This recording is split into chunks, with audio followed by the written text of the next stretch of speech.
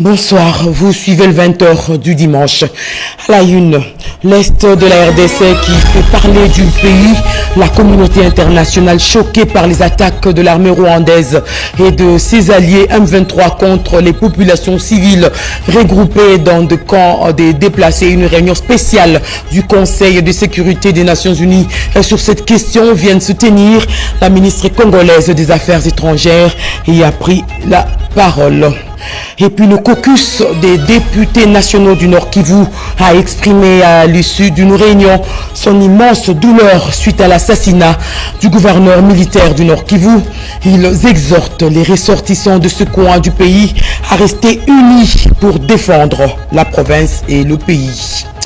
Des ambulances en situation d'urgence se retrouvent souvent bloquées en cours de route. Ça se passe à Kinshasa, capitale de la RDC. La cause est bien connue. Pas de voie prioritaire. Ce déficit a inspiré ce dossier de ce journal magazine. C'est tout pour les titres. Place à l'actualité.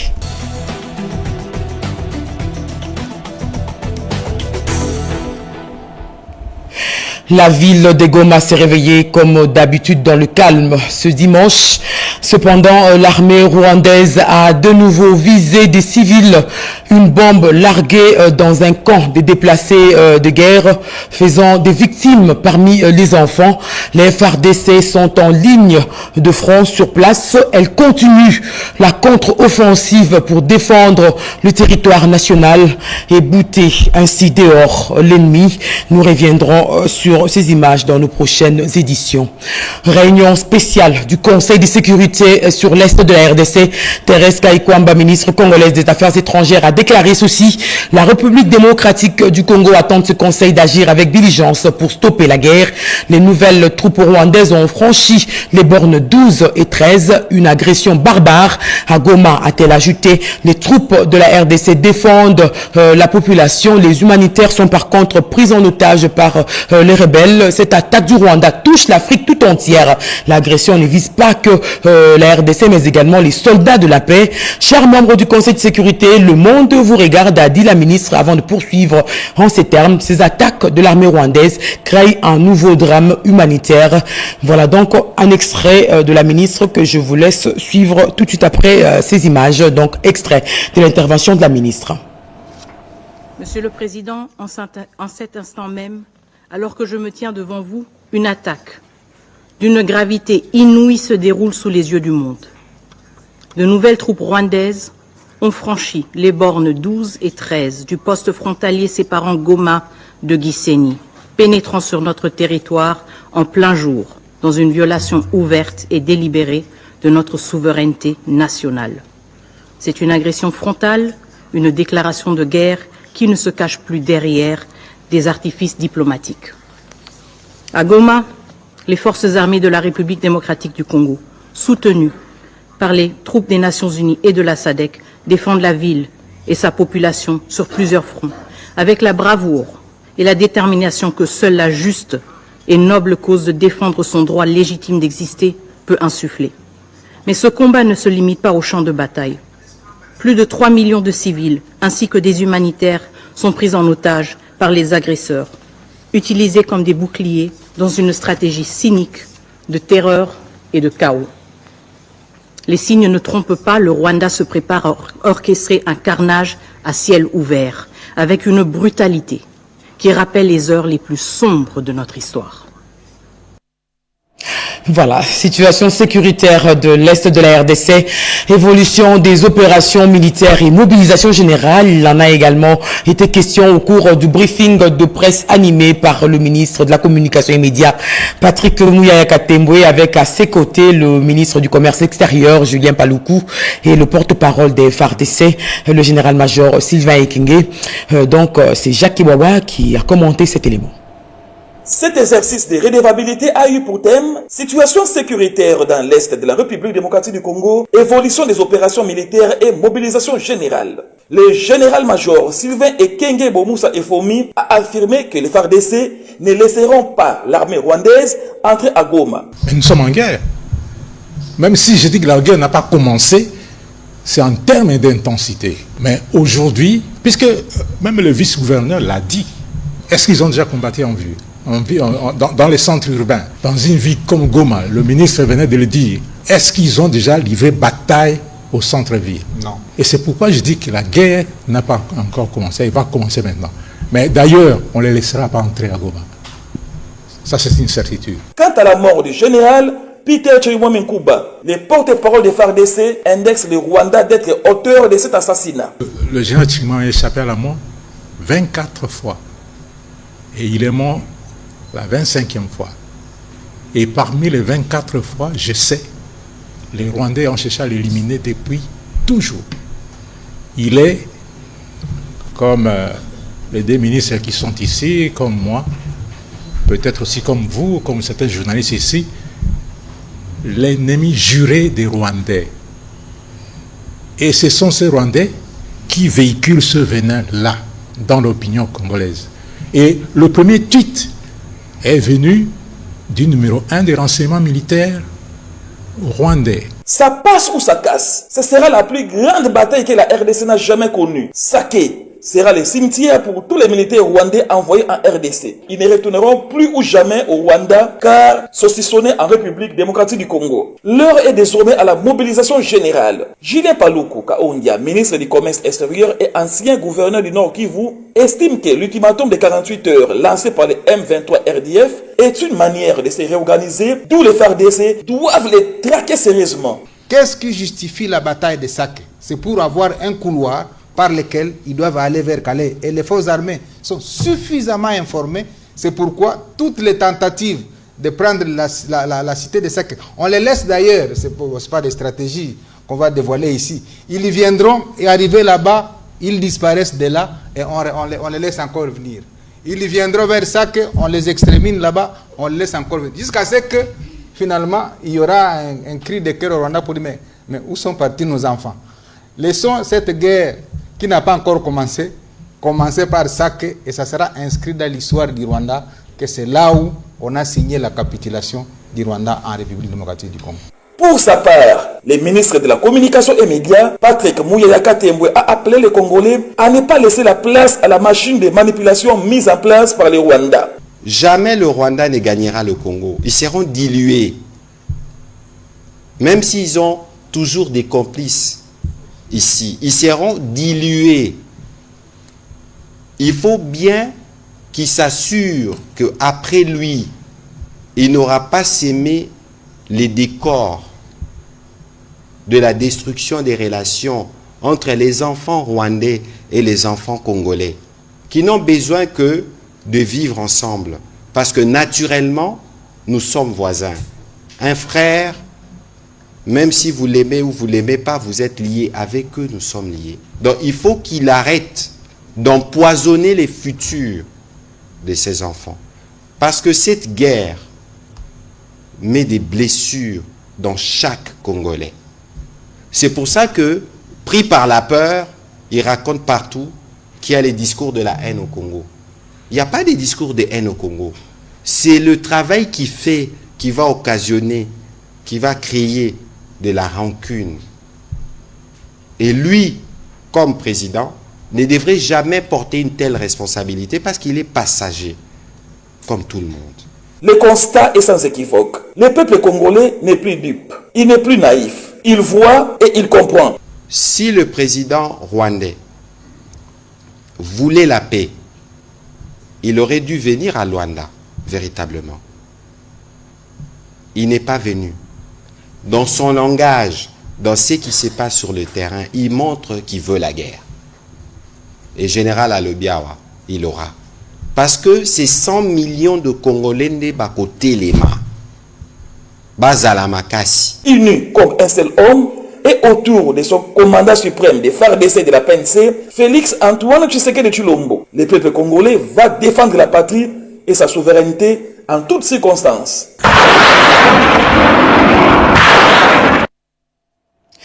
Et je l'ai dit dans le titre, le caucus des députés nationaux du Nord Kivu a exprimé à l'issue d'une réunion son immense douleur suite à l'assassinat du gouverneur militaire du Nord Kivu. Ils exhortent les ressortissants de ce coin du pays à rester unis pour défendre la province. Animbalaka, Patrick Badibanga.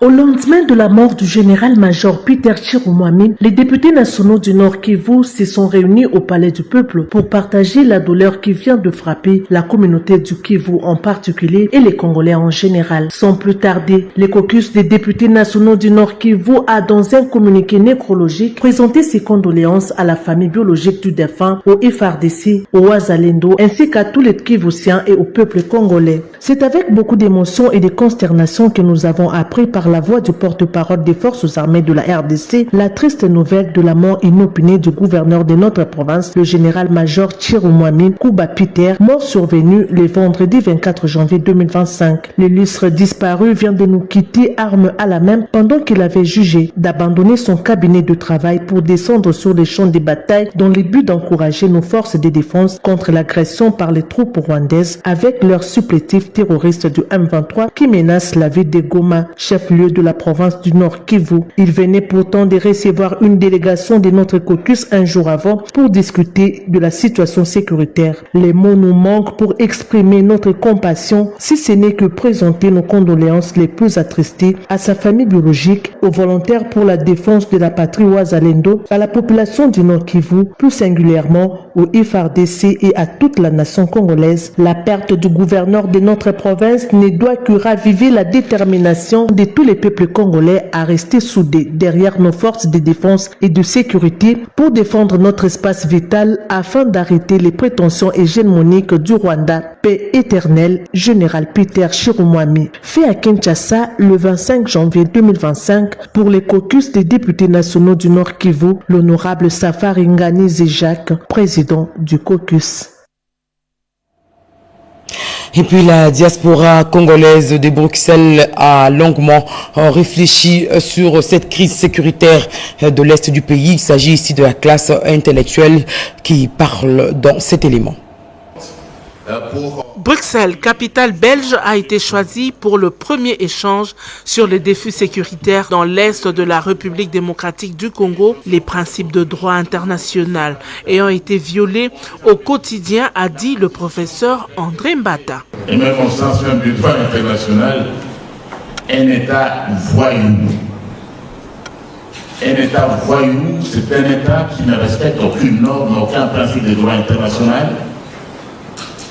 Rien de tout, ni la Charte des Nations Unies, ni l'acte constitutif de l'Union africaine, aucun de ces actes n'est respecté actuellement par cet État voyou du Rwanda. L'unité nationale, c'est le deuxième point des échanges entre la diaspora et les éminents orateurs venus pour l'occasion. Tout Congolais a le devoir de défendre son pays. Le professeur Jean-Claude Chilumbai l'a expliqué à la diaspora congolaise présente dans la salle. Nous allons leur prouver que nous sommes un peuple digne de son honneur. Et nous avons formé les militaires pour ça. Nous les préparons pour la souveraineté de notre pays.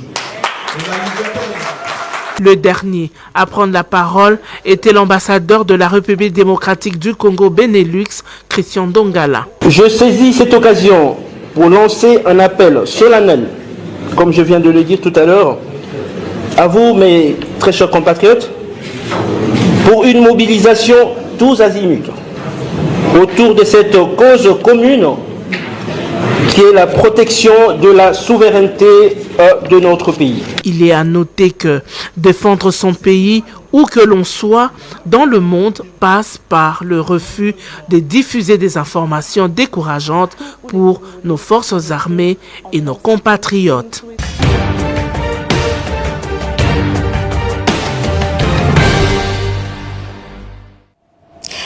La situation sécuritaire dans l'Est de la RDC au cœur d'une réunion de crise est celle du Conseil supérieur de la défense élargi présidé à la Cité de l'Union africaine par le président de la République Félix Tshisekedi. Le chef de l'État revenait d'une mission officielle à Davos en Suisse, sélection d'Ekibambe Somoïsa. Davos, en Suisse, a abrité du 20 au 24 janvier 2025 la 55e édition du Forum économique mondial. La République démocratique du Congo a été représentée au plus haut sommet de l'État par le président de la République Félix-Antoine Tshisekedi Tshilombo, qui est arrivé en début de semaine dans cette ville des Alpes suisses pour participer à cette rencontre annuelle constituant l'un des événements phares de l'actualité économique et sociale dans le monde et qui a réuni 3000 participants issus du monde politique, économique, scientifique et culturel. C'est à ce forum économique mondial que le président de la République a annoncé la création en RDC de la plus grande réserve forestière tropicale protégée au monde appelée le couloir vert Kivu-Kinshasa, connu sous le nom de réserve du fleuve Congo, pour protéger les forêts primaires tropicales dont dispose la RDC. Il s'agit, a souligné le chef de l'État, d'un projet structurant pour lutter contre le changement climatique, préserver la biodiversité et stimuler le développement économique. Aussitôt revenu à Kinshasa dans la nuit de jeudi 23 janvier 2025, au terme de sa mission officielle à Davos, le président de la République Félix-Antoine Tshisekedi Tshilombo, commandant suprême des forces armées de la RDC et de la police nationale, a présidé à la résidence présidentielle du Mont Galema une réunion de crise sur la situation sécuritaire dans l'est de la RDC, victime de l'agression du Rwanda avec ses supplétifs terroristes du M23. La première ministre Judith Suminwa, les vice-premiers ministres chargés de la défense nationale Guy Kabombo Mwadjanvita et de l'intérieur Jacquemain Chabani, ainsi que les directeurs de cabinet du chef de l'État Anthony Kinzo ont pris part à cette séance de travail de 3 heures en prélude à la réunion du Conseil supérieur de la défense élargie, présidé par le chef de l'État, ainsi que le Conseil des ministres afin de faire le point sur la situation sécuritaire et humanitaire dans le Nord Kivu. Vendredi le 24 janvier, le chef de l'État Félix-Antoine Tshisekedi Tshilombo, commandant suprême des forces armées de la RDC et de la police nationale, a présidé à la Cité de l'Union africaine la réunion du Conseil supérieur de la défense élargie. Au cours de cette réunion, le président de la République a donné des instructions fermes pour que les forces d'agression soient traquées jusque dans leur dernier retranchement et qu'elles soient repoussées très loin de Goma, a indiqué le général Sylvain Ekenge, porte-parole de l'armée congolaise, qui a aussi annoncé avec regret le décès du gouverneur militaire Nord Kivu, Chirimwami Kuba Peter.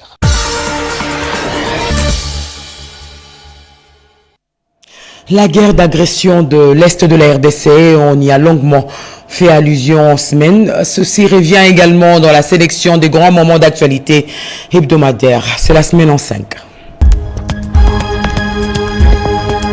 La situation sécuritaire reste préoccupante dans l'Est du pays. Pendant la semaine qui s'achève, les affrontements se sont intensifiés au Nord Kivu. Les forces loyalistes, avec à leur côté les Wazalendo, ont repoussé les incursions de l'armée rwandaise et les terroristes du M23 RDF, dont la présence a été signalée à Sake. Toutefois, la ville de Sake demeure sous contrôle de l'armée régulière. Les FARDC sont plus que déterminés à récupérer tous les territoires conquis, à en finir avec cette guerre d'agression et à traquer l'ennemi jusqu'à son dernier retranchement. Ces affrontements ont provoqué le déplacement massif des populations venant des villages environnants de Sake, leur redoute un drame humanitaire. Dans les combats, le gouverneur militaire du Nord Kivu, Peter Chirimwami, est tombé l'arme à la main. À Massissi, par contre, on a enregistré 5 blessés à la suite d'un bombardement d'un hôpital par des forces négatives du M23 et RDF. En semaine, le porte-parole du gouvernement Patrick Muyaya a appelé les conseils de sécurité et la communauté internationale de tirer les conséquences dans l'immédiat du caractère belliqueux du Rwanda qui sape les résolutions assorties de l'accord 4 du processus de paix de Luanda. La vie reprend son cours normal à Goma après la psychose. Des appels à la solidarité de soutien à nos forces armées se sont multipliés pour la poursuite de la défense de l'intégrité territoriale. Des voix se sont également levées pour sensibiliser la population à la vigilance. De son côté, le secrétaire général de l'ONU a confirmé la présence des militaires rwandais sur les sols congolais, qui est une violation du droit international. Il a condamné les attaques des RDF sous le label du M23. Sécurité toujours en Ituri, la réduction des miliciens Maïmaïra. Autre actualité, Kinshasa, la capitale, a vécu en début de semaine une perturbation du trafic suite à la grève des chauffeurs de transport en commun. Ces derniers protestaient contre les tracasseries routières et la nouvelle grille tarifaire de transport établie par l'hôtel de ville. Des pourparlers sont en cours. Du côté des professeurs d'université, la grève a été levée. Un pacte social a été renforcé dans le respect des engagements pris par le gouvernement central après avoir trouvé un cadre de dialogue avec la vice-primature de la fonction publique. En santé, les hôpitaux généraux de référence du Bazouélé, dotés de matériel et équipements médicaux pour l'amélioration de la prise en charge des patients. À Kinshasa, par contre, poursuite des distributions des équipements médicaux dans le cadre du programme de la maternité gratuite, et ce, pour consolider la gratuité de la maternité. Terminons cette page rétrospective par des cas de malnutrition des enfants signalés dans la province du Kwango.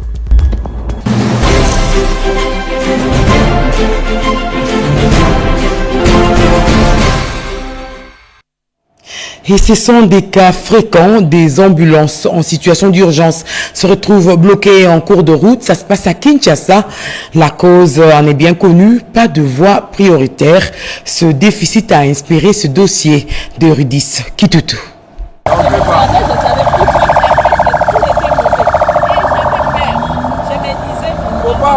À bord de cette ambulance, il y a un patient qui, sur demande de son médecin traitant, est transféré dans un autre centre hospitalier pour d'autres examens ou une hospitalisation. Le trajet peut être long ou court. La seule difficulté est l'état des infrastructures routières qui mènent vers les centres hospitaliers, dont la plupart sont dans un état de délabrement très avancé. C'est le cas de la commune de Kinsenso. Nous sommes déjà dans une commune presque enclavée, mais on s'est débrouillé tant soit peu avec. On a une ambulance ici. Quelques structures de la zone de santé aussi ont des ambulances qui nous amènent les malades à temps convenable. On se débrouille avec.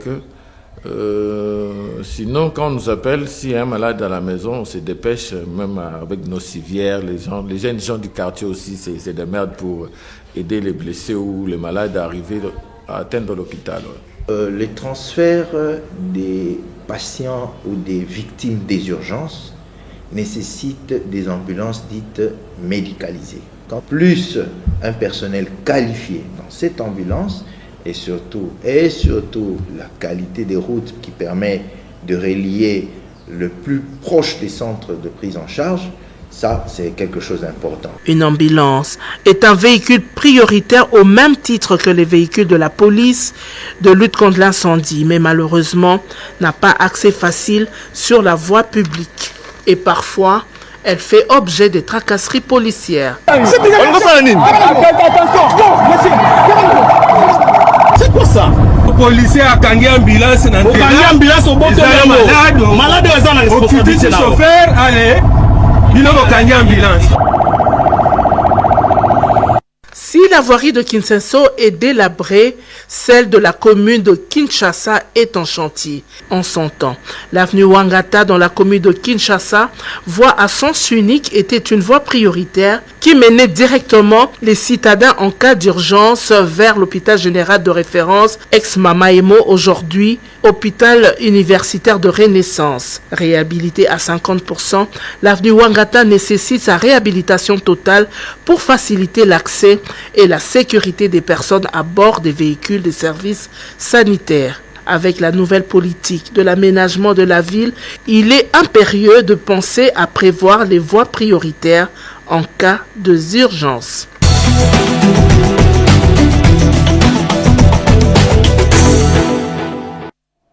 Et c'est la suite de l'actualité. Vous savez que l'un des moyens de lutte contre les embouteillages à Kinshasa, c'est notamment la relance du trafic ferroviaire, les tronçons, gare centrale, aéroport de Ndjili, Ndolo, Kitambo, magasin.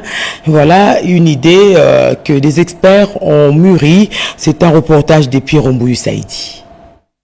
L'Office national des transports, par le biais d'un panel d'experts multisectoriels, de son conseil d'administration de sa direction générale, s'engage à apporter sa grande contribution dans la lutte effrénée contre les embouteillages qui se vivent actuellement aussi bien à Kinshasa qu'au Congo profond, en désengorgeant les principales voies routières à travers les processus de la relance du trafic ferroviaire sur toute l'étendue du pays, parmi lesquels la ligne allant de la gare centrale jusqu'à la place Massine Ntwenge, vers l'aéroport international d'Ndjili à Kinshasa. Nous avons reçu des instructions fermes de son Excellence Monsieur le Président de la République pour que dans les meilleurs délais, nous puissions rétablir la voie gare centrale aéroport ainsi que Ndolo-Kitambo. Parce que la mobilité des personnes et de leurs biens dans cette ville, ça devient une urgence absolue et l'ONATRA c'est une solution pour aider le gouvernement. Dans la matérialisation concrète de cette volonté républicaine, les 10 experts, bravant toute difficulté inhérente, tant sur le dressing qu'à pied, ont effectué une itinérance sur cette voie. Une descente qui leur ont permis de s'imprégner de l'état d'avancement des travaux de réhabilitation et de modernisation de cette voie ferrée. Dans un premier temps, nous travaillons sur le tronçon limité Ndjili et puis ensuite on va continuer jusqu'à terminer tous les tracés.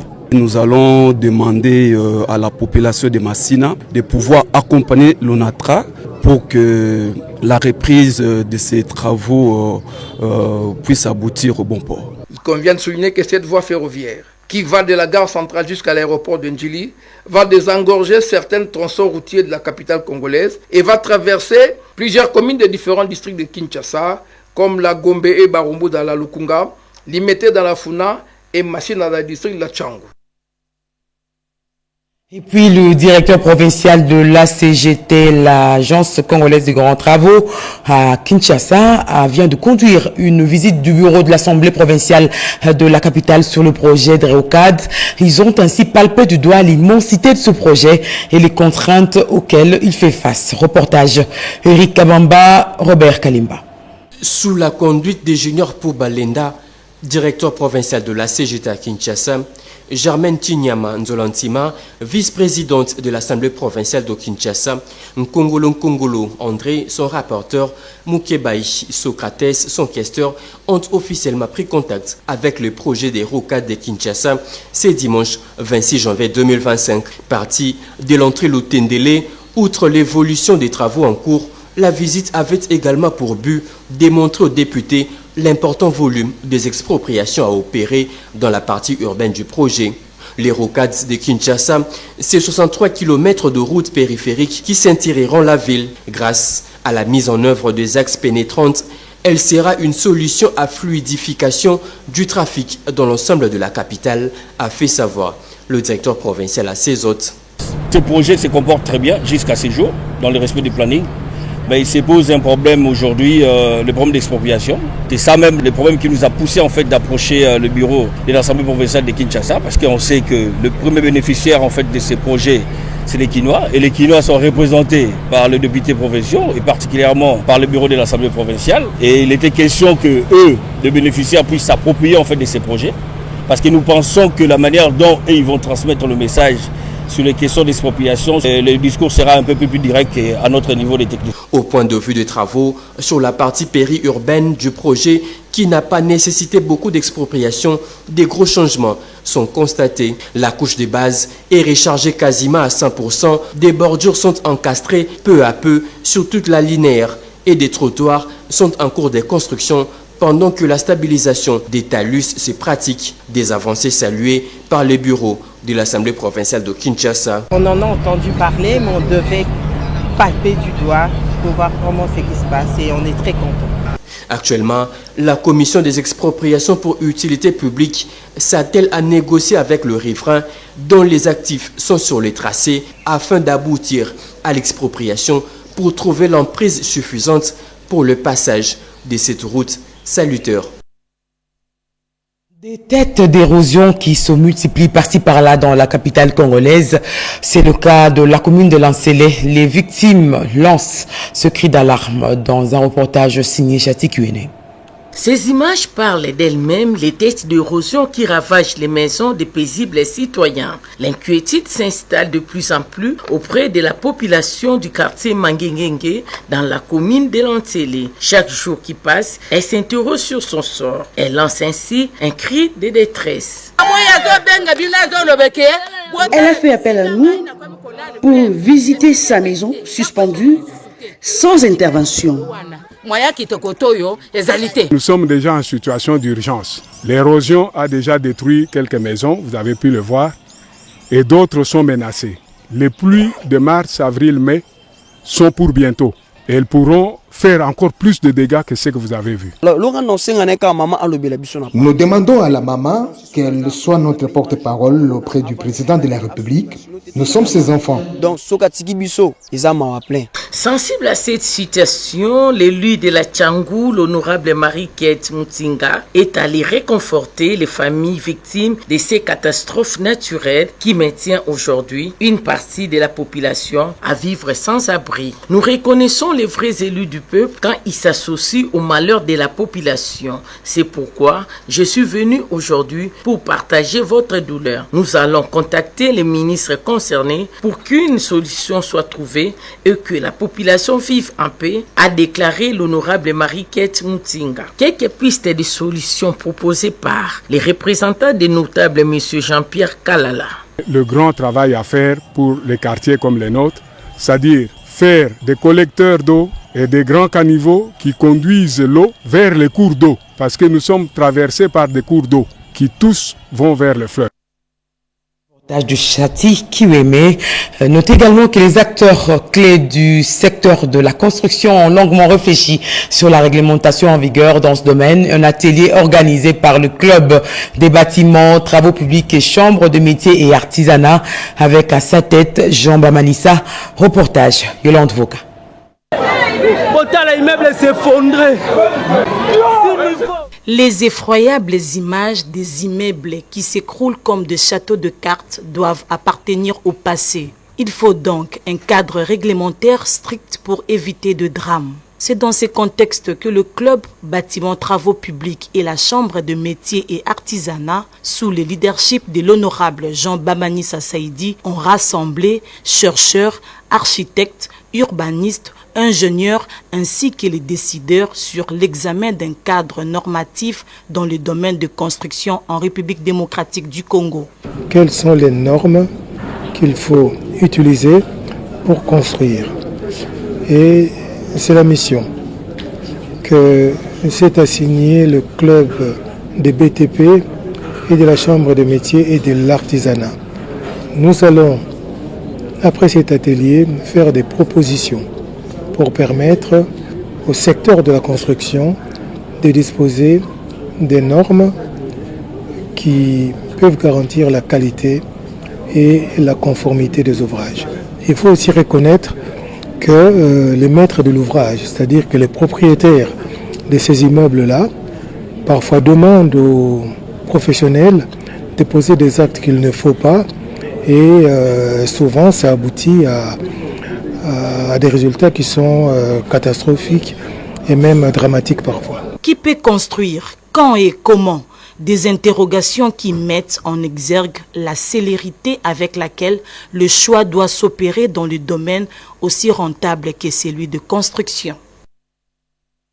La ville de Kinshasa est exposée à l'insalubrité. Les grandes artères et routes secondaires se transforment en décharges publiques, un phénomène qui prend de l'ampleur, surtout au centre-ville. Le cas de l'avenue Kassai, tronçon compris entre Tombalbaye au Congo menant jusqu'à l'avenue du Commerce, envahi par des immondices. Yvette Mankoutima et Fiston Avingana ont fait ce constat.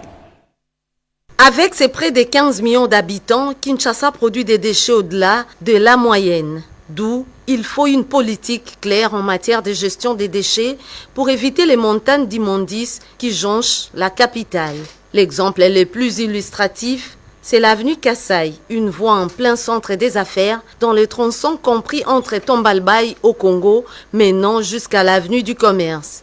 Ici, les passages sont trop étroits pour les passages de piétons, des taxis-motos et autres engins. Les véhicules n'empruntent plus ces tronçons. Quand il pleut, même les piétons ne savent pas passer. Nous demandons aux autorités de nous venir en aide. Une situation qui expose les habitants de ces coins de la capitale à plusieurs maladies, aggravant ainsi la résistance de pathologies endémiques telles que les paludismes. Ces immondices doivent être évacués. Nous sommes tout le temps souffrants à cause de l'insalubrité. Paludisme, fièvre, typhoïde.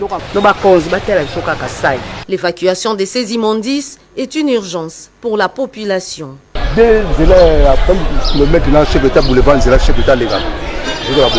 Ces tronçons dégradés mènent jusqu'au boulevard du 30 juin. Notre espoir se repose sur les nouveaux programmes du gouvernement provincial Kin et Zobunga. Avec l'engagement pris par l'exécutif provincial dans la réhabilitation de certaines artères et l'assainissement de voies principales qui composent la voirie urbaine de Kinshasa, le compte à rebours a été lancé pour débarrasser Kinshasa de l'insalubrité actuelle. Gratuité de la maternité dans le Haut-Katanga, le ministre provincial du budget matérialise cette vision du président de la RDC. Plus de 5000 femmes ont été prises en charge. Commentaire.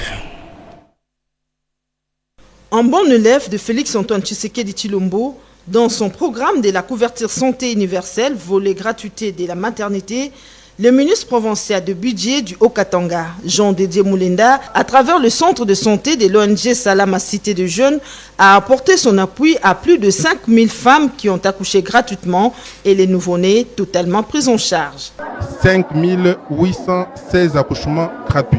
Ces accouchements nous ont donné 6022 bébés, ce qui fait un total de 11 838 personnes qui ont bénéficié des médicaments gratuits au cours de l'année 2024. Une visite qui a apporté de la joie aux bénéficiaires qui ont reçu, quant à eux, des kits de soins pour les nourrissons. Je suis très heureuse ici. Mon bébé, j'ai fanté ici seulement, c'est gratuitement. J'ai eu le point de Sahel là.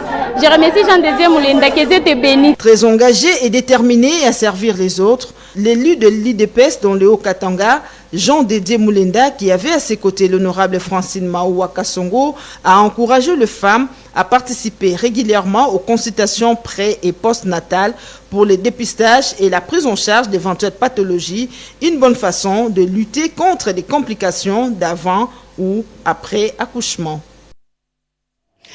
26 janvier, journée internationale de la douane, et à Kinshasa, la DGDA, qui est l'interface congolaise en cette matière, est à fond dans les réformes en vue de faciliter les échanges commerciaux et réduire les obstacles au commerce. Rekinzuzi Loya, reportage. Des touches vibrantes qui rendent indélébiles les accomplissements, les réformes et les partenariats mis en branle par l'équipe Bernard Kabese Moussangu, directeur général de la DGDA, ont été plus que remarquables ce vendredi 24 janvier, jour anticipatif de la célébration de la journée internationale de la douane, le 26 janvier 2025, qui tombe un dimanche. Ne voulant pas déroger à la règle, la communauté douanière congolaise représentée à Kinshasa s'est retrouvée dans une fusion harmonieuse teintée de modernité, reflétant l'évolution au sein de cette régie financière selon les normes de l'Organisation mondiale des douanes OMD, a renseigné le directeur général KBC qu'entouré les directeurs généraux adjoints, les directeurs centraux et des provinciaux invités.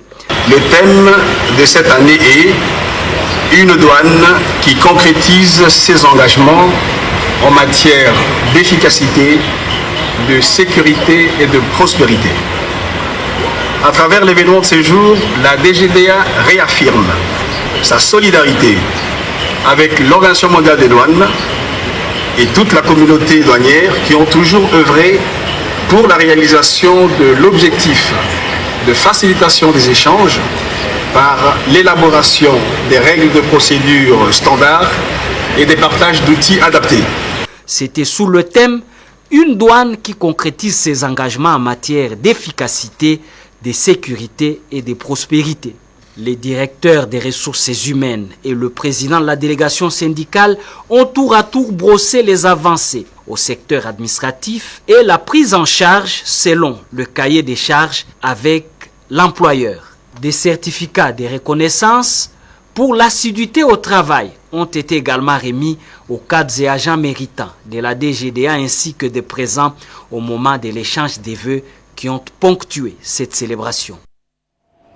Et nous avons également cette présentation de la politique de mise en œuvre du plan stratégique 2024-2028 de l'Ordre national des experts comptables de la RDC. C'était à l'occasion de la prise de fonctions du nouveau président de l'ONEC. Reportage Jacques Méji, Patrick Kachala. Cérémonie officielle organisée à Hilton Hotel. Plusieurs invités et experts comptables étaient à la remise et reprise et à l'installation des nouvelles autorités de l'Ordre national des experts comptables de la République démocratique du Congo. Après lecture du rapport général de l'ONEC et signature du procès-verbal, Benjamin Zaïlou, président sortant, a remis le symbole du pouvoir au président national entrant, Jean-Marie Ntumba Kabalambi. Dans son discours, Benjamin Zaïlou a souhaité voir l'ONEC continuer à jouer pleinement son rôle. Monsieur le Président, chers confrères, permettez-moi d'affirmer aujourd'hui que vous êtes une personne que je connais depuis plusieurs années et pour laquelle j'ai beaucoup d'esprit en raison, notamment de votre sens des responsabilités très élevé, de votre intégrité et de la solidité de votre engagement dans tout ce que vous entreprenez. Je formule un vœu, continuez avec constance de mettre à contribution ces qualités dans votre action à la tête de notre ordre pendant votre mandat. Le nouveau président de l'ONEC, Jean-Marie Ntumba Kabalambi, a dévoilé sa politique de mise en œuvre du plan stratégique durant les 5 ans à venir. À travers le nouveau mandat, nous devons faire de l'ONEC un pilier de la bonne gouvernance et de la transparence financière. Nous avons une responsabilité envers les institutions publiques pour garantir les prestations de qualité. Puis s'en suivra la présentation de l'équipe restreinte du Conseil national et pour lier l'utile à l'agréable, le spécialiste de la cryomixologie, le mixologue, a servi le cocktail. Et on retourne dans le Haut-Katanga où 6 professeurs nouvellement admis à l'éméritat à l'université de Lubumbashi ont été honorés pour leur contribution exceptionnelle à l'enseignement et à la recherche. Reportage. 6 étoiles de la science et bibliothèque vivante, tel est le portrait que l'on peut dresser de Amorim Pala, Biruru Jean-Paul, Tchabou Mumba, Molumba Tingasha, Mwema Mutamba et Chilombo François, devant le président de l'Assemblée provinciale, Michel Kaboué, le gouverneur du Haut-Katanga, Jacques Yaboula et les éminentes personnalités. Ces 6 personnalités ont reçu à juste titre les honneurs et les présents de l'UNILU. Le professeur Gilbert Kishiba Fitoula, recteur de l'université de Lubumbashi, a souligné la valeur inestimable de ces intemporels. Vous faites partie de l'histoire de ce pays par l'histoire de l'université de Lubumbashi. Cette histoire que l'université ne saurait écrire sans passer déjà par vos traces et par ce sillon dont vous êtes de façon très remarquable le promoteur et l'auteur. Les témoignages poignants de la communauté universitaire, des autorités provinciales et de la ministre de tutelle Marie-Thérèse Sumbo ont mis en lumière l'impact profond que ces personnalités ont eu sur l'ensemble de la communauté universitaire. Vous êtes des étoiles brillantes au firmament, témoins d'un Congo créatif. Vous êtes des accoucheurs de sens, des véritables découvreurs des terra incognité, des maîtres en compagnonnage productif. C'est le professeur Tchabou Mumba, recteur honoraire de l'UNILU, qui a dit la reconnaissance des émérites au nom de ses pairs. Grand merci au recteur de l'université de Lubumbashi et tout son comité de gestion d'avoir pensé nous honorer à travers cette cérémonie grandiose. L'UNAFEC, un parti politique donc, se dote des nouvelles infrastructures. Sa présidente nationale a procédé à la pose de la première pierre pour la construction du siège de la sous-fédération de Munkambo dans le Haut-Katanga avant d'appeler au soutien au FRDC. Yvette Makoutima, Cédric Kenina. Ça sera pour la première fois dans l'histoire de la sous-fédération UNAFEC Mokambo dans le Haut-Katanga qu'un bâtiment répondant aux normes sortira des terres. On aura donc ici un siège fédéral moderne. La pose de la première pierre a été faite par par la députée nationale Mireille Bibi Masangu, présidente nationale de l'Union nationale des fédéralistes du Congo, accompagnée de quelques membres du comité provincial et national. La présidente de l'UNAFEC en a profité pour improviser une marche avec les militantes et militants de Mukambo venus nombreux. Une marche de détermination et de soutien aux forces armées de la République démocratique du Congo. Retour dans le contexte. Eli Kabolé, au cadre de l'UNAFEC, dans son discours, a confirmé que cette formation politique, qui porte un nom historique, celui de Gabriel Kyungu Akumwenza, soutient le chef de l'État Félix-Antoine Tshisekedi. Dans un langage clair, Mireille Masangu Bibi Muloko a réitéré également son soutien au président de la République avant de lancer un message de soutien aux populations et aux forces armées de la République au front dans le Nord Kivu. À Likasi, toujours dans la province du Haut-Katanga, Mireille Masangu Bibi Muloko a présidé la cérémonie d'installation des responsables des différentes brigades de l'UNAFEC. Occasion pour la troisième vice-présidente Angélique Kyungu de signifier à l'assistance que l'UNAFEC reste et restera toujours une formation politique liée à la défense de la patrie. Et bien avant, l'inspecteur général chargé de la jeunesse, Zazu Shimbi Kabulo, a exhorté les 18 nouveaux responsables à une loyauté sans faille. Et nous bouclons avec ce dernier reportage qui vient de tomber sur notre desk. La Commission électorale nationale indépendante dément avoir détourné 21 mois d'arriérés de salaire de ses anciens collaborateurs.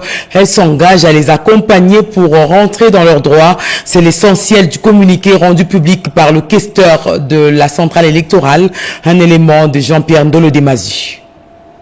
Depuis quelque temps, il s'observe à travers les réseaux sociaux et sur la place publique des actions de revendication des anciens membres de la CENI de 2013 à 2019 et de leurs collaborateurs, imputant faussement l'actuel management de la Commission électorale nationale indépendante d'un prétendu détournement de 21 mois de leurs arriérés de salaire et indemnités de sortie pour la période dépassant leur mandat 2020-2021. À ce sujet, avec indignation, la CENI tient à clarifier et à fixer l'opinion publique qu'elle n'a jamais encaissé du gouvernement de la République les fonds subvisés. Cependant, des éléments vérifiables à la disposition de l'actuel management de la CENI révèlent que le gouvernement de la République avait apuré entièrement les arriérés des salaires de 2019 en faveur de l'ancienne équipe et ce, par virement bancaire dans leurs comptes individuels respectifs. S'agissant des salaires de la période 2020-2021, la CENI atteste que l'ancienne équipe avait totalement encaissé les crédits y alloués au titre de rémunération pour les années 2020-2021 subvisés comme repris dans les différents rapports annuels correspondant à cette période. Par ailleurs, leur réclamation actuelle porterait sur un manque à gagner dû à la fluctuation monétaire de leur salaire qui aurait été indexé en dollars américains correspondant aux années sus-évoquées. Il ne s'agit donc pas de leurs arriérés de salaire détournés et impayés comme ils le prétendent. Il apparaît évident que les accusations portées contre la CENI ne reposent sur aucun élément avéré car il est de principe des finances publiques que, émergeant du budget annexe, la rémunération des membres et agents de la CENI relève de la compétence exclusive du gouvernement de la République qui dote la CENI des fonds relatifs à la rémunération parce qu'elle ne génère aucune ressource en propre. Ce faisant, il est impérieux de rappeler que le management actuel de la CENI n'a ni intérêt, ni le pouvoir, ni la possibilité d'obstruer la liquidation d'une créance à ordonnancer par le gouvernement. En tout état de cause, porté à son élan humain et social en faveur de ceux qui ont servi et qui servent l'institution, la CENI reste ouverte à accompagner dans la stricte observance de règles en matière et respect mutuel une délégation de l'ancienne équipe dans toutes les démarches légitimes qu'elle jugera utiles en direction des autorités compétentes en vue de clarifier et dénouer ce dossier. Un journal réalisé par Yolande Voka sous la coordination éditoriale de Rudi Sekitutu. Madame, Messieurs, merci de votre particulière attention. Vous suivrez le journal de Bobo Anan Mokonzi à 23h. Et en attendant, donc, je vous souhaite de passer un bon début de semaine à tous. Donc.